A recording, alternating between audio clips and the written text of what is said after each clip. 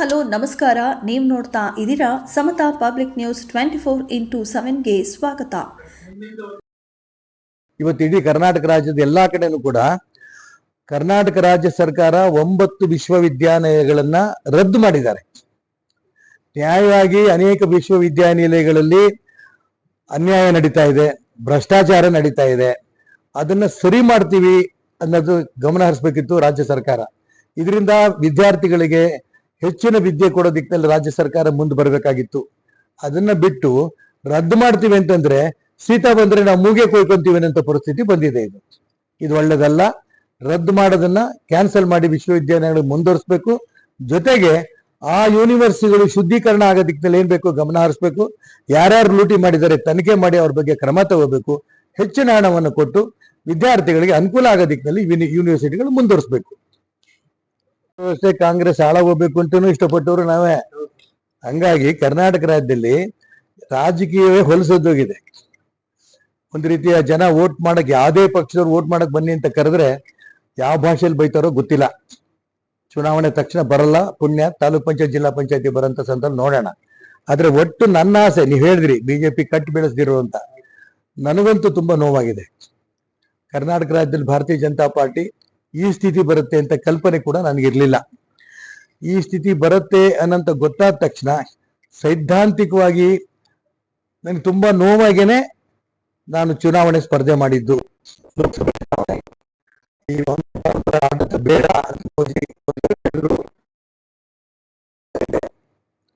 ಹೊಂದಾಣಿಕೆ ರಾಜಕಾರಣ ಬೇಡ ಅಂತ ಪಾರ್ಟಿ ಹೇಳಿದ್ರು ಕೂಡ ಮುಂದುವರಿತಾ ಇದೆ.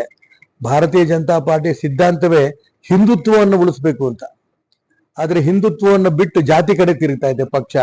ಈ ರೀತಿ ಅನೇಕ ಸಮಸ್ಯೆಗಳನ್ನ ನಾನೊಬ್ಬನೇ ಅಲ್ಲ, ಇಡೀ ಕರ್ನಾಟಕ ರಾಜ್ಯದ ಪಕ್ಷವನ್ನ ಕಟ್ಟದಂತ ಎಲ್ಲ ಹಿರಿಯರಿಗೂ ನೋವಾಗಿದೆ. ಯಾರ ಹತ್ರ ಹೇಳ್ಕೋಬೇಕು ಅನ್ನೋದು ಯಾರಿಗೂ ಗೊತ್ತಿಲ್ಲ. ಇಂಥ ಪರಿಸ್ಥಿತಿ ಇದೆ. ಆದರೂ ಕೂಡ ಅನೇಕ ಹಿರಿಯರು ತಪಸ್ ಮಾಡಿ ಕಟ್ಟದಂತ ಪಾರ್ಟಿ ಇದೆ. ಡಾಕ್ಟರ್ ಶ್ಯಾಮ ಪ್ರಸಾದ್ ಮುಖರ್ಜಿ ಇರ್ಬೋದು, ಪಂಡಿತ್ ದೀನ್ ದಯಾಳ್ ಉಪಾಧ್ಯಾಯರು ಇರ್ಬೋದು, ಬಾವರಾ ದೇಶಪಾಂಡೆ ಅವರು ಇರ್ಬೋದು, ಜಗನ್ನಾಥರಾವ್ ಜೋಶಿ ಇರ್ಬೋದು, ಇವರೆಲ್ಲರೂ ಕೂಡ ತಪಸ್ ಮಾಡಿ ಕಟ್ಟಿರಂತ ಪಾರ್ಟಿ. ಈ ಪಾರ್ಟಿ ಶುದ್ಧೀಕರಣ ಆಗೇ ಆಗತ್ತೆ, ನನಗೆ ನಂಬಿಕೆ ಇದೆ. ಈ ಪಾರ್ಟಿ ಕಾಂಗ್ರೆಸ್ನಂಗೆ 10 ಗುಂಪಾಗಿ ಹೊಡಿಯಕ್ ಸಾಧ್ಯನೇ ಇಲ್ಲ. ಒಂದೇ ಬಿಜೆಪಿಯಾಗಿ ಉಳಿಯುತ್ತೆ. ಮತ್ತೆ ಯಾರು ಅಶಿಸ್ತಲ್ಲಿದ್ದಾರೆ, ಸಿದ್ಧಾಂತವನ್ನು ಬಿಟ್ಟೋಗಿದ್ದಾರೆ, ಇಲ್ಲ ಅವ್ರಿಗೆ ಬುದ್ಧಿ ಬರುತ್ತೆ, ಇಲ್ಲ ಪಕ್ಷದ ಕಾರ್ಯಕರ್ತರು ಬುದ್ಧಿ ಕಲಿಸ್ತಾರೆ. ಇದು ಖಂಡಿತ ಇವತ್ತಿಲ್ಲ ನಾಳೆ ಈ ಪಕ್ಷ ಶುದ್ಧೀಕರಣ ಆಗುತ್ತೆ, ಈ ವಿಶ್ವಾಸ ಇದೆ. ಆದ್ರೆ ಕಾಂಗ್ರೆಸ್ ಬಗ್ಗೆ ನಂಗೆ ವಿಶ್ವಾಸ ಇಲ್ಲ. ಅದು ವ್ಯಕ್ತಿಗತವಾಗಿರುವಂತ ಪಾರ್ಟಿ ಆಗಿದ್ದ. ದೇಶದಲ್ಲಿ ಇವತ್ತು 10 ಪಾರ್ಟಿ ಆಗಿ ಹೋಗಿದೆ. ಕರ್ನಾಟಕ ರಾಜ್ಯದಲ್ಲಿ ಬರುವಂತ ದಿನ ಯಾವ ರೂಪಕ್ಕೆ ಬರುತ್ತೋ ಗೊತ್ತಿಲ್ಲ. ಈ ಬಗ್ಗೆ ಹೇಳಿ ನಾನು ಯಾವ ಗ್ಯಾರಂಟಿ, ಎಲ್ಲಾ ಗ್ಯಾರಂಟಿಗಳು ಸತ್ತೋಗಿದಾವೆ. ರಾಜ್ಯ ಸರ್ಕಾರ ಹೆಂಗೆ ಆಡಳಿತದಲ್ಲಿ ಸತ್ತೋಗಿದೆಯೋ ಎಲ್ಲಾ ಗ್ಯಾರಂಟಿಗಳು ಸತ್ತೋಗಿದಾವೆ. ಹಾಗಾಗಿ ಚುನಾವಣೆ ಬಂದಂತ ಸಂದರ್ಭದಲ್ಲಿ ಬಡವರಿಗೆ, ಗೊತ್ತಿಲ್ಲದವರಿಗೆ, ಮುಗ್ಧರಿಗೆ ಮೋಸ ಮಾಡಿ ಗ್ಯಾರಂಟಿಗಳು ಮುಂದಿಟ್ರು. ಈ ಮನೆ ನಡೆಯೋಕೆ ಆಗಲ್ಲ. ಅಲ್ಲ, ಪಾತ್ರೆ ಖಾಲಿ ಪಾತ್ರೆ, ಬರೀ ಖಾಲಿ ಪಾತ್ರೆ ಡಬ ಡಬ ಡಬ ಡಬ ಶಬ್ದ ಮಾಡ್ದಂಗೆ ನಮ್ಗೇನು ತೊಂದರೆ ಇಲ್ಲ, ಖಜಾನೆ ಭರ್ತಿಯಾಗಿದೆ ಅಂತ ಒಂದ್ ಕಡೆ ಶಿವಕುಮಾರ್ ಹೇಳ್ತಾರೆ, ಒಂದ್ ಕಡೆ ಸಿದ್ದರಾಮಯ್ಯನವ್ರು ಹೇಳ್ತಾರೆ. ಭದ್ರಾ ಎಲ್ಲ ಭರ್ತಿ ಇದ್ದಿದ್ರೆ ಯಾಕೆ ಗ್ಯಾರಂಟಿ ಹೆಣ್ಮಕ್ಳಿಗೆಲ್ಲ ದುಡ್ಡು ಕೊಡ್ಲಿಲ್ಲ ನೀವು? 7 ತಿಂಗಳಿಂದ ಅತಿಥಿ ಉಪನ್ಯಾಸಕರಿಗೂ ಸಂಬಳ ಕೊಟ್ಟಿಲ್ಲ. ಭಿಕ್ಷೆ ಕೊಡೋದಲ್ಲ, ಅವ್ರು ಕೊಡ್ಬೇಕಾದ ದುಡ್ಡು ಕೊಟ್ಟಿಲ್ಲ. ಹಾಗಾಗಿ ಸರ್ಕಾರ ಸತ್ತೋಗಿದೆ, ಖಜಾನೆ ಖಾಲಿ ಆಗಿದೆ. ಈಗಾರು ಬಜೆಟ್ ನಲ್ಲಿ, ನಾಳೆ ಬಜೆಟ್ ನಲ್ಲಿ ನಾನು ಮಾನ್ಯ ಮುಖ್ಯಮಂತ್ರಿಗಳಿಗೆ ಪ್ರಾರ್ಥನೆ ಮಾಡ್ತೀನಿ, ಹಾಸಿಗೆ ಇದ್ದಷ್ಟು ಕಾಲ್ಚಾಚಿ. ಮತ್ತೆ ಸುಮ್ನೆ ಸಾಕಷ್ಟು ಭರವಸೆಗಳು ಕೊಟ್ಟು ಅದ್ ಮಾಡ್ತೀವಿ ಇದ್ ಮಾಡ್ತೀವಿ ಅಂತ ಜನರನ್ನ ಮೋಸ ಮಾಡಬೇಡಿ. ನಿಮ್ಗೆ ಎಷ್ಟು ಬಜೆಟ್ ನಲ್ಲಿ ಮಾಡಕ್ ಸಾಧ್ಯವೋ ಈ ವರ್ಷದಲ್ಲಿ ಅಷ್ಟೇನೆ ಮಾಡಿ. ಇಡೀ ರಾಜ್ಯದಲ್ಲಿ ಯಾವುದೇ ಊರಿಗೋದ್ರೂ ರಸ್ತೆಗಳು ಗುಂಡಿ ತುಂಬಕ್ಕೆ ಇರ್ತದೆ, ದುಡ್ಡಿಲ್ಲ. ನಗರಸಭೆ, ಪುರಸಭೆ, ಕಾರ್ಪೊರೇಷನ್ಗಳಲ್ಲಿ ಕಸ ಹೊಡೆಯಕ್ಕೆ, ಕಸಬರ್ಗೆ ತಗೊಳಕ್ಕೆ ಇರುತ್ತೆ, ದುಡ್ಡಿಲ್ಲ. ಉದ್ದುದ್ದ ಭಾಷಣ ಮಾಡ್ತಾರೆ, ಉದ್ದುದ್ದ ಯೋಜನೆಗಳು ಹೇಳ್ತಾರೆ. ಅದಕ್ಕೋಸ್ಕರ ನಾನು ಹೇಳ್ತೀನಿ, ಟೀಕೆಗೋಸ್ಕರ ಟೀಕೆ ಮಾಡ್ತಿಲ್ಲ. ನಿಮ್ ಕೈಲಿ ಎಷ್ಟು ದುಡ್ಡು ಇದೆಯೋ ಅಷ್ಟನ್ನ ಬಜೆಟ್ ಅಲ್ಲಿ ಮಂಡನೆ ಮಾಡಿ.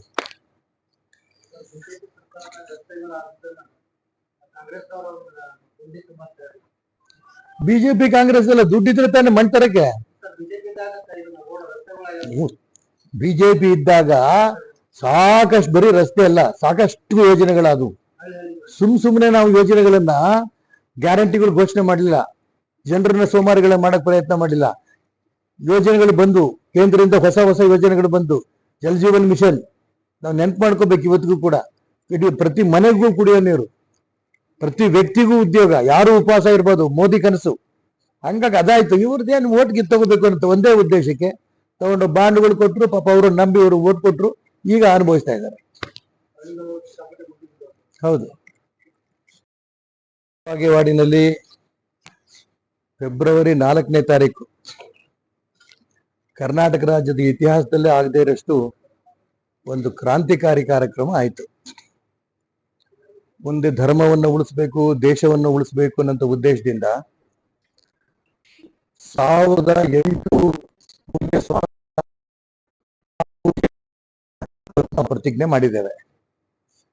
ಬರುವಂತ ದಿನ ಈ ಸಮಾಜ ಉಳಿಸ್ಬೇಕು, ದೇಶ ಉಳಿಸ್ಬೇಕು, ಧರ್ಮ ಉಳಿಸ್ಬೇಕು ಅಂತ. ಅನೇಕರಿಗೆ ಅನುಮಾನ ಇತ್ತು 1008 ಜನ ಸ್ವಾಮಿಗಳು ಬರ್ತಾರೋ ಇಲ್ಲೋ ಅಂತ.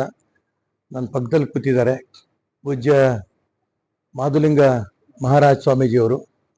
ಅವರ ನೇತೃತ್ವದಲ್ಲೇ, ಅವ್ರ ಸಂಕಲ್ಪದಂತನೇ ನಾವೆಲ್ಲರೂ ಕೂಡ ಪ್ರಯತ್ನ ಮಾಡಿದ್ದು. ಅದ್ರ ಪ್ರಕಾರ 1200ಕ್ಕೂ ಹೆಚ್ಚಿಗೆ ಪೂಜ್ಯ ಸ್ವಾಮಿಗಳು ಸೇರಿದ್ದು ಅಂತ ತುಂಬಾ ಸಂತೋಷ. ಅವತ್ತು ಒಂದು ರೀತಿಯ ಹಬ್ಬದ ವಾತಾವರಣ. ಬಸವನ ಬಾಗೇವಾಡಿ ಇತಿಹಾಸದಲ್ಲಿ ಅಲ್ಲಿಯ ನಾಗರಿಕರು, ಅಲ್ಲಿಯ ಹಿರಿಯರು ಹೇಳ್ತಾ ಇರೋದು, ಇಷ್ಟು ದೊಡ್ಡ ಕಾರ್ಯಕ್ರಮ, ಇಷ್ಟು ಜನ ಸಾಧು ಸಂತರು, ಇಷ್ಟು ಜನ ಸುಮಂಗಲಿಯರು ಒಟ್ಟಿಗೆ ಸೇರಿದ್ದು ನಾವು ನೋಡೇ ಇರಲಿಲ್ಲ ಬಸವನ ಬಾಗೇವಾಡಿ ಅಂತ ಎಲ್ಲ ಹಿರಿಯರಲ್ಲಿ ಹೇಳ್ತಾ ಇದ್ದಾರೆ. ಅಲ್ಲಿ ಇವತ್ತು ನಾವು ಪೂಜ್ಯ ಸ್ವಾಮಿಗಳ ಪಾದಪೂಜೆ ಮಾಡಿಕೊಂಡು ಬಂದ ನಂತರ ನಾಳೆ ಮಾರ್ಚ್ 1ನೇ ತಾರೀಕು ಹುಬ್ಬಳ್ಳಿಲಿ ಸೇರ್ತಾ ಇದ್ದೀವಿ. ರಾಜ್ಯದ ಈ ಒಂದು ಕಾರ್ಯಕ್ರಮಕ್ಕೋಸ್ಕರ ಹೋರಾಟ ಮಾಡದಂತ ಅನೇಕ ಪ್ರಮುಖರು ಮತ್ತು ನಾವು ಮುಂದೆ ಹೋರಾಟ ಮಾಡ್ತೀವಿ ಅನ್ನೋಂಥ ಅಪೇಕ್ಷೆ ಇಟ್ಕೊಂಡ್ರೆ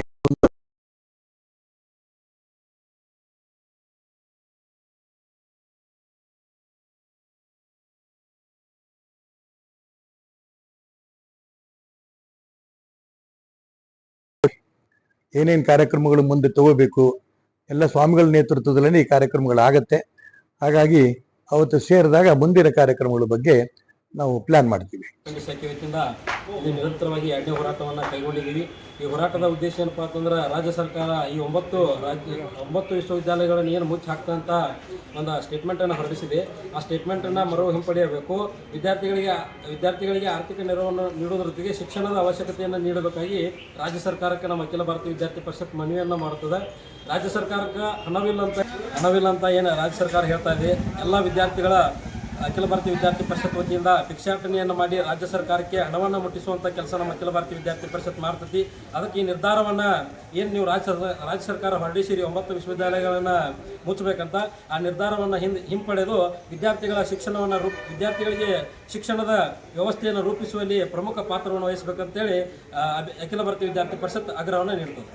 ವಿದ್ಯಾರ್ಥಿ ಪರಿಷತ್ ಜಮಖಂಡಿ ಹೊಸ ಪ್ರತಿಭಟನೆ ಹಮ್ಮಿಕೊಂಡ ವಿಷಯ ಏನಂದ್ರೆ, ಬಾಗಲಕೋಟೆ ವಿಶ್ವವಿದ್ಯಾಲಯನ ತೆರವುಗೊಳಿಸ ಸರ್ಕಾರದವರು ಈ ಆದೇಶವನ್ನು ಸರ್ಕಾರವರು ಹಿಂಪಡೆಯಬೇಕೆಂದು ಅಖಿಲ ಭಾರತೀಯ ವಿದ್ಯಾರ್ಥಿ ಪರಿಷತ್ ಆಗ್ರಹಿಸುತ್ತದೆ.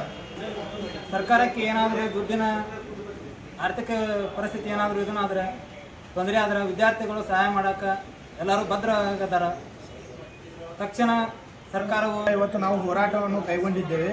ವಿಶ್ವವಿದ್ಯಾಲಯ ಬಂದ್ ಮಾಡಲು ಸರ್ಕಾರ ಹೊರಟಿರೋ ವಿದ್ಯಾರ್ಥಿ ಪರಿಷತ್ ಜಮಖಂಡಿ ನಗರ ಘಟಕ ಇವತ್ತಿನ ದಿನ ಜಮಖಂಡಿ ನಗರದ ಬಾಗಲಕೋಟೆ ವಿಶ್ವವಿದ್ಯಾಲಯದ ವಿದ್ಯಾರ್ಥಿಗಳ ಸಮ್ಮುಖತ್ವದಲ್ಲಿ ನಗರದ ಪ್ರಮುಖ ಬೀದಿಗಳಿಂದ ನಗರದ ಹೃದಯ ಭಾಗವಾಗಿರ್ತಕ್ಕಂತಹ ದೇಸಾಯಿ ಸರ್ಕಲ್ದಲ್ಲಿ ಭವ್ಯವಾಗಿರ್ತಕ್ಕಂತಹ ಹೋರಾಟವನ್ನು ಮಾಡಲಾಗಿದೆ. ವಿಷಯ ಕರ್ನಾಟಕ ಸರ್ಕಾರ ಏನು 9 ವಿಶ್ವವಿದ್ಯಾಲಯಗಳನ್ನು ರದ್ದು ಮಾಡಬೇಕು ಅಂತಕ್ಕಂಥ ನಿರ್ಣಯವನ್ನು ಕೈಗೊಂಡಿದ್ದೇನೋ ಆ ನಿರ್ಣಯದ ವಿರುದ್ಧವಾಗಿ ಅಖಿಲ ಭಾರತೀಯ ವಿದ್ಯಾರ್ಥಿ ಪರಿಷತ್ ಜಮಖಂಡಿ ಮಹಾನಗರದಲ್ಲಿ ಇವತ್ತಿನ ದಿನ 2ನೇ ಬಾರಿ ಹೋರಾಟ ಮಾಡಿದ್ದು ನಾವು ಸರ್ಕಾರಕ್ಕೆ ಆಗ್ರಹ ಮಾಡ್ತಾ ಇದ್ದೇವೆ. ನಮ್ಮ ಭಾಗದ ಬಡ ವಿದ್ಯಾರ್ಥಿಗಳಿಗೆ, ರೈತಾಪಿ ವರ್ಗದ ಯುವಕರುಗಳಿಗೆ, ಈಗ ಇವತ್ತೇ ದುಡಿದು ತಿಂತಕ್ಕಂಥ ಬಡತನದ ಕುಟುಂಬದಲ್ಲಿರ್ತಕ್ಕಂತಹ ವಿದ್ಯಾರ್ಥಿಗಳಿಗೆ ಬಹು ಅನುಕೂಲದಾಯಕವಾಗಿರ್ತಕ್ಕಂಥ ವಿಶ್ವವಿದ್ಯಾಲಯ ಬಾಗಲಕೋಟೆ ವಿಶ್ವವಿದ್ಯಾಲಯ ಜಮಖಂಡಿದಲ್ಲಿ ಇದ್ದಿದ್ದು ಒಂದು ನಮಗೆ ಹೆಮ್ಮೆ ತರ್ತಕ್ಕಂಥ ವಿಷಯ. ಅದನ್ನು ಆರ್ಥಿಕತೆಯ ನೆಪವನ್ನು ಒಡ್ಡಿ ತೆರವುಗೊಳಿಸ್ತಕ್ಕಂಥ ನಿರ್ಣಯವನ್ನು ಕೈಗೊಂಡಿದ್ದು ಅದಕ್ಕೆ ಅಖಿಲ ಭಾರತೀಯ ವಿದ್ಯಾರ್ಥಿ ಪರಿಷತ್ ವಿರೋಧ ಮಾಡ್ತಾ ಇದೆ. ದಯವಿಟ್ಟು ನಿಮ್ಗೆ ಏನಾದರೂ ಹಣದ ಅವಶ್ಯಕತೆ ಇದ್ದರೆ ನಮ್ಮ ಅಖಿಲ ಭಾರತೀಯ ವಿದ್ಯಾರ್ಥಿ ಪರಿಷತ್ತಿನ ಕಾರ್ಯಕರ್ತರುಗಳು ಹಾಗೂ ನಾವು ಹಿರಿಯ ಕಾರ್ಯಕರ್ತರುಗಳು, ಅದರೊಂದಿಗೆ ಮಠಮಾನ್ಯದ ಮಠಾಧೀಶರುಗಳು, ಸಾರ್ವಜನಿಕರೆಲ್ಲರೂ ಸೇರಿಕೊಂಡು ಭಿಕ್ಷೆಯನ್ನು ಬೇಡಿ ಸರ್ಕಾರಕ್ಕೆ ಹಣವನ್ನು ಕೊಡ್ತಕ್ಕಂಥ ಕಾರ್ಯವನ್ನು ಮಾಡ್ತೇವೆ. ದಯವಿಟ್ಟು ಆರ್ಥಿಕತೆಯ ನೆಪವನ್ನು ಒಡ್ಡಿ ವಿಶ್ವವಿದ್ಯಾಲಯಗಳನ್ನು ಬಂದ್ ಮಾಡ್ತಕ್ಕಂಥ ಕಾರ್ಯ ಮಾಡಬಾರ್ದು ಅಂತಕ್ಕಂಥ ಒಂದು ವಿನಂತಿಯನ್ನು ಮಾಡ್ತೇನೆ. ಯಾಕಪ್ಪ ಅಂತಂದರೆ 45,000ಕ್ಕೂ ಅಧಿಕ ಜನ ವಿದ್ಯಾರ್ಥಿಗಳು ಆ ವಿಶ್ವವಿದ್ಯಾಲಯದಲ್ಲಿ ತಮ್ಮ ಭವಿಷ್ಯವನ್ನು ನಿರ್ಮಾಣವನ್ನು ಮಾಡಿಕೊಳ್ತಾ ಇದ್ದಾರೆ. ವಿದ್ಯಾರ್ಥಿಗಳ ಭವಿಷ್ಯದ ಜೊತೆಗೆ ಆಟವನ್ನು ಆಡೋದು ಅಷ್ಟು ಸರಿಯಲ್ಲ.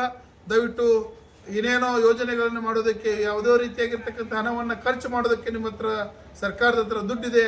ಆದರೆ ವಿದ್ಯಾರ್ಥಿಗಳ ಭವಿಷ್ಯವನ್ನು ನಿರ್ಮಾಣ ಮಾಡತಕ್ಕಂಥ ಶ್ರದ್ಧಾ ಕೇಂದ್ರಗಳಾಗಿರ್ತಕ್ಕಂಥ ಶೈಕ್ಷಣಿಕ ಶ್ರದ್ಧಾ ಕೇಂದ್ರಗಳಾದ ವಿಶ್ವವಿದ್ಯಾಲಯಗಳನ್ನು ತೆರವುಗೊಳಿಸ್ತಕ್ಕಂಥ ಕಾರ್ಯ ಖಂಡನೀಯವಾಗಿದ್ದು ದಯವಿಟ್ಟು ವಿನಂತಿಯನ್ನು ಮಾಡಿಕೊಳ್ತಾ ಇದ್ದೇವೆ.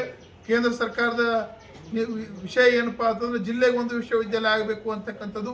ಅದರ ಆದೇಶದ ಮೇರೆಗೆ ಕರ್ನಾಟಕ ರಾಜ್ಯದಲ್ಲಿಯೂ ಸಹ ಅನೇಕ ವಿಶ್ವವಿದ್ಯಾಲಯಗಳಿದ್ದಾವೆ. ಅದರಲ್ಲಿ ಜಮಖಂಡಿ ವಿಶ್ವವಿದ್ಯಾಲಯದಲ್ಲಿ 15ಕ್ಕೂ ಅಧಿಕ ಜನ ಸರ್ಕಾರಿ ಶಿಕ್ಷಕರುಗಳು ಉದ್ಯೋಗವನ್ನು ಮಾಡ್ತಾ ಇದ್ದಾರೆ. ಅದರೊಂದಿಗೆ ವಿಶೇಷವಾಗಿ 45,000 ಜನ ವಿದ್ಯಾರ್ಥಿಗಳು ತಮ್ಮ ಭವಿಷ್ಯವನ್ನು ನಿರ್ಮಾಣ ಮಾಡಿಕೊಳ್ತಾ ಇದ್ದಾರೆ. ದಯವಿಟ್ಟು ಸರ್ಕಾರ ಆದೇಶವನ್ನು ಹಿಂಪಡಿಬೇಕು, ವಿದ್ಯಾರ್ಥಿಗಳ ಭವಿಷ್ಯಕ್ಕೆ ಒಂದು ಅನುವು ಮಾಡಿಕೊಡಬೇಕು ಅಂತೇಳಿ ನಾವು ಸರ್ಕಾರಕ್ಕೆ ಅಖಿಲ ಭಾರತ ವಿದ್ಯಾರ್ಥಿ ಪರಿಷತ್ತಿನ ಈಗಿನ ಕಾರ್ಯಕರ್ತರುಗಳು ಹಾಗೂ ವಲಯ ಕಾರ್ಯಕರ್ತರುಗಳು, ಮಠಾಧೀಶರುಗಳು, ಸಾರ್ವಜನಿಕರು ಆಗ್ರಹವನ್ನು ಮಾಡ್ತಾ ಇದ್ದೇವೆ.